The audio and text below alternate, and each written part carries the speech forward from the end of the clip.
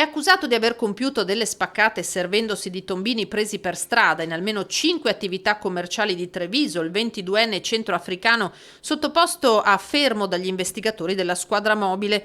Il giovane, ora in carcere a Verona, sarebbe il responsabile dei colpi alla pasticceria Nascim Ben, al ristorante Cae de Oro, al bar Fuori Porta Caffè, al negozio Futura Market e da ultimo all'osteria All'Oro. È stato fondamentale il riscontro, l'utilizzo del sistema di videosorveglianza cittadino più di alcune telecamere di privati che hanno consentito, oltre ad altri tipi di riscontri, di arrivare all'identificazione dell'autore del fatto. Colpi messi a segno con le medesime modalità, un tombino recuperato per strada è usato per sfondare porte e vetrate, ricavando un passaggio attraverso il quale intrufolarsi all'interno per poi svuotare il fondo cassa, come mostra il video che lo vede in azione.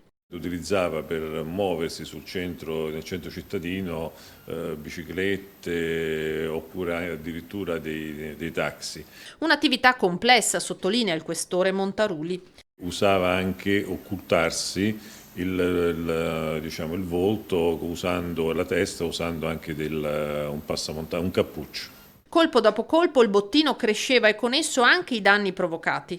L'ammontare della cifra è di alcune migliaia di euro, quindi andiamo oltre i 2.000 euro, più c'erano i grossi danni dovuti all'utilizzo del metodo dello sfondamento, perché ogni vetrina sfondata comportava la necessità insomma, di una sostituzione con un danno per ogni vetrina di oltre diverse migliaia di euro. Si è così data risposta all'esasperazione crescente manifestata dagli esercenti del centro e della zona del Terraglio. Dei fatti che sono apparentemente insomma, di limitato rilievo, poi per la loro serialità in realtà creano grossa preoccupazione nella cittadinanza e soprattutto sugli operatori commerciali che in questo momento vengono duramente colpiti e che insomma, non meritavano questo tipo di rischio e quindi di correre questo pericolo.